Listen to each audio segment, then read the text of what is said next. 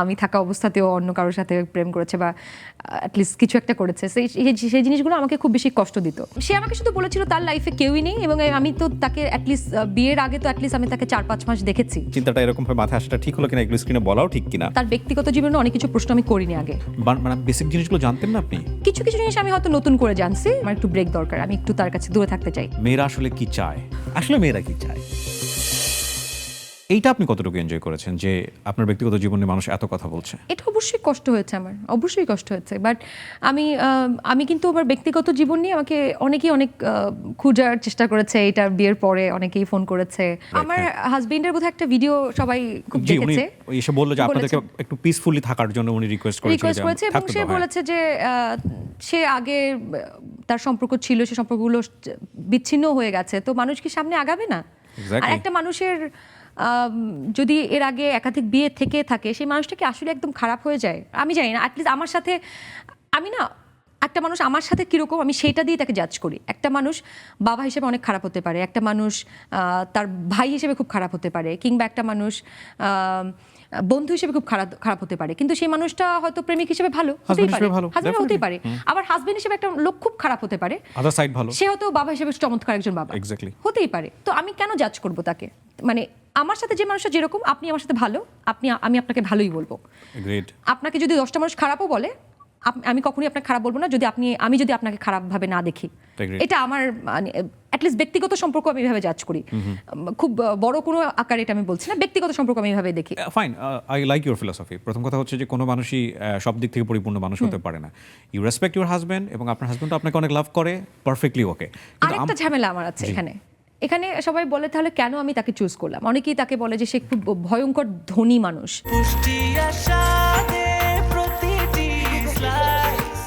Breakfast, tiffin কিংবা snack টাইমে মজাদার আয়োজন মানে অল টাইম ব্রেড। না, he is a very ordinary person, very ordinary. মানে আমি কারণ সম্পদের কথা বারবার মানুষ আমাকে বলে, অনেকে বলার চেষ্টা করে, এই জন্য আমি এটা দ্বারা ইনফ্লুয়েন্স কিনা, মানে ধনী সে কারণে আপনি ইনফ্লুয়েন্স হয়েছেন বা এরকম তা বরঞ্চ এই জন্য আমি বলে দিচ্ছি যে তার থেকে আমার সম্পত্তির পরিমাণ বেশি। মানে এটা আমাকে বলতে বাধ্য হচ্ছে, কারণ মানুষজন এতই পোক করছে, এটা নিয়ে বলা ছাড়া কোনো ওয়ে নাই। আমার মান্থলি ইনকামও তার থেকে বেশি, আমার টোটাল সম্পত্তিও তার থেকে বেশি, এবং সে একদমই সাধারণ একটা মানুষ, সাধারণ হেরে যাওয়া মানুষ আমি বলবো। এবং আমি বরাবরই বলেছি আমি হেরে যাওয়া মানুষের পাশে থাকতে পছন্দ করি, ব্রোকেন পিসেস আমাকে অ্যাট্রাক্ট করে, একটু আগে আমি আপনাকে হয়তো বলেছি। এবং তার দুঃখ, আমি বললাম দুঃখ আমি খুঁজি, দুঃখ এক্সপ্লোর করতে পারছে। সে একটা দুঃখী মানুষ, সে হেরে যাওয়া একটা মানুষ, তাকে আমার মনে ছিল যে আমি তার লাইফে থাকলে সে জিতে যাবে। তো I wanted to make him a winner. তার লাইফের একটা মানুষের জীবনের সবচেয়ে বেস্ট জিনিস আপনি হতে পারতেছেন, এর থেকে ভালো অনুভূতি কি হতে পারে? সে জানে তার, এবং সে এটাই বলেছে যে তার জীবনকে সে নতুনভাবে সে বাঁচার একটা ইচ্ছা সে খুঁজে পেয়েছে আমাকে পাওয়ার পর। এক্স্যাক্টলি, এবং সে কিন্তু লাইভে এসে একটা কথা বলেছে, আপনি এক অসাধারণ মানুষ। আপনি যে কথাটা বললেন সেখান থেকে আমি বলতে চাই ভাইয়াকে যে এটা কিন্তু একটা গ্রেট রেসপন্সিবিলিটি আপনার জন্য সারা জীবন ধরেই, যেই ফিলসফি থেকে উনি আপনার লাইফে এসছে এটাকে অনার করা এবং সারাটা জীবন ওই সম্মানটুকু দিয়ে যাওয়া। আপনি নিজেকে মনে করছেন যে আপনি হচ্ছেন হ্যাপিনেস কারো জীবনে, এবং সেভাবে আপনি তাকে রিমাইন্ডার দিলেন এবং আপনি তাকে গিফট করলেন নিজেকে। সো এটার আগে তো পরিবারের একটা ব্যাপার থাকে, রাইট? আপনি তো শুধু আপনি না, আপনার সঙ্গে আপনার ফ্যামিলি জড়িত, আপনার সঙ্গে আপনার ওয়েল উইশাররা জড়িত। তারা কি চিন্তা ভাবনা করছিল? লাইক আপনি কি একদম সেলফ সেন্ট্রিক একটা চিন্তা করেছেন ওর জন্য? আমার পরিবার না, একটা মজার কথা বলি, দে আর হ্যাপি যে আই এম গেটিং ম্যারিড। কারণ আমি তাদেরকে বলেছিলাম কখনো বিয়ে করব না, কারণ বিয়ের কনসেপ্টটা আমি মানে এর আগে আমার কিছু সম্পর্ক ছিল, একটা দুটো, যেগুলো আমি প্রত্যেকটাই একটা দুটো তিনটা চারটা না, এত না। আমি একটা ইন্টারভিউতে বলেছি আমার প্রেম ছিল দুটো সিরিয়াস প্রেম ছিল আর একটা নর্মাল ছিল এরকম। হ্যাঁ, আচ্ছা, নর্মাল আর সিরিয়াস প্রেমের মধ্যে পার্থক্য কি?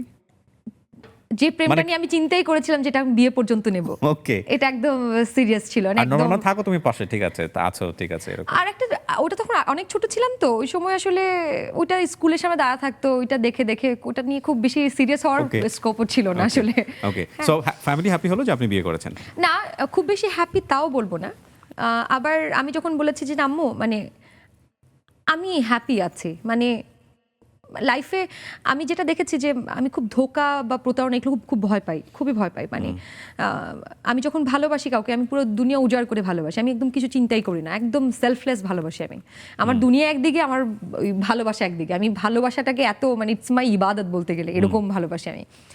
তো যখন ওটা ভেঙে যায় তখন আমার একদম আমার টুকরা টুকরা হয়ে যায় নিজেই। না কিন্তু এই ইমোশনগুলো ডেঞ্জারাস না? মানে আমি জাস্ট জানতে চাচ্ছি আপনার কাছ থেকে। আমি কি বললাম, এই শিল্পী হিসেবে আমার এই দুঃখগুলো আমার এক হিসেবে ব্লেসিংস। আমি আমাকে এক্সপ্লোর করতে হেল্প করে নিজেকে, আমার অ্যাক্টিংটা অনেক বেটার হয়েছে আমার। মানে আমি যে দুঃখগুলো আমি পেয়েছি, that has made me a better artist. So আমি তাদেরকেও খুব একটা দোষ দেবো না, আমার প্রিভিয়াস যে পার্টনার ছিলেন বা তাদেরকেও আমি দোষ দেবো না, হয়তো সিচুয়েশনে পড়ে হয়নি অনেক কিছু। বাট আমি ধোঁকা জিনিসটা নিতে পারি না, বা আমার সাথে কেউ বিট্রে করবে আমি থাকা অবস্থায় তার জীবনে, এটা আমি মানতেই পারি না, একদমই করা উচিত না। তো এই জন্য আমি ভাবছিলাম যে বিয়েই করবো না, কারণ আমার ছেলের মানুষ সম্পর্কে আমার এক্সপিরিয়েন্স খুব খারাপ হয়ে এসেছিল, যে তারা আমি থাকা অবস্থাতেও অন্য কারোর সাথে প্রেম করেছে বা অ্যাটলিস্ট কিছু একটা করেছে। সেই জিনিসগুলো আমাকে খুব বেশি কষ্ট দিত। তো I have decided I will never get married, এটা আমাকে দিয়ে হবে না, I will just work. I was a workaholic robot. আমি লিখতাম, আমি বা শেষে আমার কাজ নিয়ে হোমওয়ার্ক করতাম, আমার এটা সেটা, আমি এগুলো নিয়ে আমার সময়ই হতো না, আমি শ্বাস নেওয়ার টাইম পেতাম না। So it was like that. But when Azman came in my life, I felt it's a different feelings, I don't know. মানে আসলে সবাই যে বলে না, আমি মাঝে মাঝে by the way how he came, কেমনে আসলো জীবনে? একটা ফ্রেন্ড, আমার একটা বেস্ট ফ্রেন্ড ছিল, তো ওর থ্রোতে আর কি, ওর পরিচিত এসে বললাম আমি এসে গেছি। না না না, যে আমি তাকে না প্রথমে নোটিসই করিনি। হি ওয়াজ আ ভেরি অর্ডিনারি মানুষ, না যে হয় না যে আমার তো একটু হলেও একটু ডিফারেন্ট, মানে একটু সাধারণ থেকে তো একটু ডিফারেন্ট আমরা। তো এরকম এত সাধারণ একটা ছেলে, তাকে আমি যে নোটিস করব সেও চিন্তা করে নাই, আমিও চিন্তা করি নাই। অ্যান্ড এরপরে ফ্রেন্ডের সাথে থ্রোতে তার সাথে আরও একবার দেখা হলো, দেখলাম যে ভেরি জেন্টেল, মানে একদম আমার দিকে তাকাচ্ছে না, চোখ তুলে তাকাচ্ছে না, মানে এত ভদ্র ছেলে, মানে ইউজুয়াল ছেলেদের থেকে একটু বেশি ভদ্র, মানে ইটস ডিফারেন্ট। আমি তারপর একদিন ডাকলাম বাসায়, আমার বাসায় একটু সবাই মিলে আড্ডা দেবো, আসলো, তাও দেখি চুপ করে বসে আছে। মানে দিস ইজ সো কিউট, মানে I find it very cute. মানে এই যুগে এই ছেলে পাও, মানে ও হচ্ছে একদম 80-70-এর প্রেম করার মতো ছেলে। 70-80, আমার ওই 80s-এর প্রেম ভাল লাগে, যে যখন চিঠি লিখতো মানুষজন। তো আমি ফার্স্ট আমাদের একটা প্রেমের যখন একটু আগাই আমরা, ফার্স্ট আমি তাকে একটা চিরকুট লিখে আসি, things are difference with you, মানে জিনিস আমার লাইফটা একটু ডিফারেন্ট তোমার সাথে। আই এম ফিলিং লাইক ওনার দুজন এক্স টেলিভিশনের স্ক্রিন না ভেঙে ফেলে। ওনাদের ক্ষেত্রে নিশ্চয়ই উনি এরকম ছিল না। আমার একটা চিন্তা, জানেন চিন্তাটা এরকমভাবে মাথায় আসাটা ঠিক হলো কিনা, এগুলো স্ক্রিনে বলাও ঠিক কিনা। একই মানুষ, একজনের কাছে অসাধারণ মানুষ, আরেকজনের কাছে বেস্ট। হ্যাঁ, হতেই পারে, না হতেই পারে।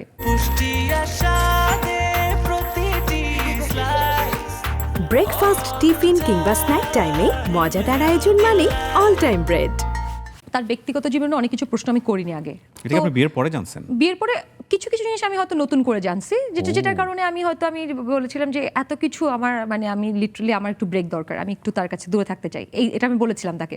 তো এটা বলার পরে সে খুবই, মানে বেসিক জিনিসগুলো জানতেন না আপনি? আমি এটা নিয়ে এখন বলতে চাই না, we want to stay together for ever. তো আমি অবশ্যই না, আমি আপনাকে ডেডিকেট করবো না, আমি প্রথমেই বলে নিয়েছি অনুষ্ঠানের।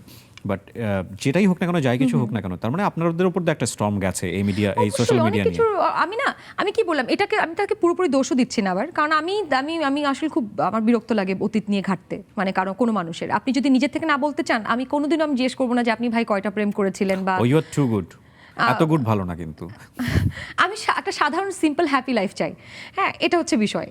এবং তাকে, সে আমাকে শুধু বলেছিল তার লাইফে কেউই নেই, এবং আমি তো তাকে অ্যাটলিস্ট বিয়ের আগে তো অ্যাটলিস্ট আমি তাকে 4-5 মাস দেখেছি। হ্যাঁ, অ্যাটলিস্ট আমি তাকে কয়েক মাসও দেখেছি আমি তাকে। তো আমি তখন দেখলাম যে না, সে তো একদমই 100% ডেডিকেটেড না, আমার সাথেই 24 ঘন্টা থাকতেছে আমার সাথে, মানে আমি শুটিংয়ে গেলে আমার সাথে যাচ্ছে, বা আমি কোথাও গেলে, বা he is trying to take care of me, and he is absolutely lunar. তার একটা বন্ধুও নাই, একটা ছেলে মানুষের এই জগতে একটা এই জমানায় একটা বন্ধু নাই, সে কখনো একটা ছেলেদের আড্ডায় যায় না, কোনো একটা, তার লাইফে শুধু আমি। এই বিষয়গুলোই, এই ভার্চুগুলোই বা এই গুণগুলোই কারো ক্ষেত্রে একদমই হয়তো বলবে না এটা কোনো কোয়ালিটি হতে পারে না, আবার কারো ক্ষেত্রে খুব চমকপ্রদ, অনেক বড় কোয়ালিটি। আপনার জন্য হয়ে গেছে অনেক বড় কোয়ালিটি। কারণ আমি চাই তো আমার যে ওই যে তার পৃথিবীটাই আমি, একটা মানুষের পৃথিবী হতে পারতেছে, এবং সেই মানুষটা আমি শুনেছি সেটা তার লাইফের দুঃখটা আমি তার চোখে দেখতাম, তার চোখে দেখা যায় না। আমি অ্যাটলিস্ট আর্টিস্ট হিসেবে এতটুকু তো আমি জাজ করতে পারি যে মানুষটা আসলেই দুঃখী কিনা বা আসলেই লুনার কিনা, এটুকু তো আমি দেখেছি।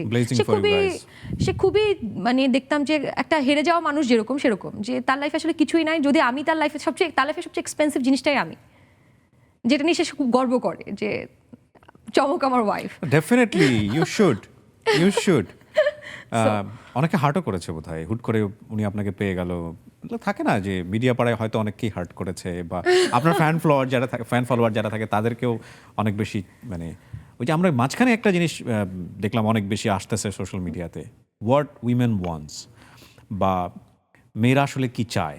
হ্যাঁ, বিল গেটসের যখন ডিভোর্স হয়ে গেল, তাহসানের যখন ডিভোর্স হয়ে গেল, পারু সুদর্শন ঋত্বিকের যখন ডিভোর্স হয়ে গেল, আবার চমক যখন এরকম একটা ছেলেকে বিয়ে করে ফেলছে, তখন আসলে মেয়েরা কি চায় এটা একটা প্রশ্ন উঠেই আসে। আসলে মেয়েরা কি চায়? ভাই আপনাকে কিন্তু রেসপেক্ট রেখেই বলছি, আমাকে প্রশ্ন করতে হবে, সেই কারণে প্রশ্নগুলো করা। হ্যাঁ, মেয়েরা, আমার মনে হয় আমি অ্যাটলিস্ট আমার পার্সপেকশন থেকে বলতে পারি যে একটা হাত চায় যে হাতটা কখনো ছেড়ে যাবে না, এবং একটা চোখ, দুটো চোখ চায় যে চোখগুলোতে শুধু তার জন্যই ভালোবাসা থাকবে, ওকে, মায়া থাকবে, ওকে, বিশ্বস্ততা, সেফটি, এটা থাকবে। মানে নো ম্যাটার হোয়াট, সে যেখানে থাকুক না কেন, আমি জানি there is a person waiting for me probably on the other side of the world, কিন্তু কেউ একজন আমার জন্য অপেক্ষা করবে, নো ম্যাটার হোয়াট, যত বছর থাকুক। এরকম একটা, আমি না খুবই ফিল্মি, খুবই রোমান্টিক, খুবই সেন্সিটিভ, খুবই ইমোশনাল। ওকে, সো এটা আমাকে যে এটা সার্ভ করতে পারবে তার জন্য আমি আমার কলেজে কেটে দিতে পারবো।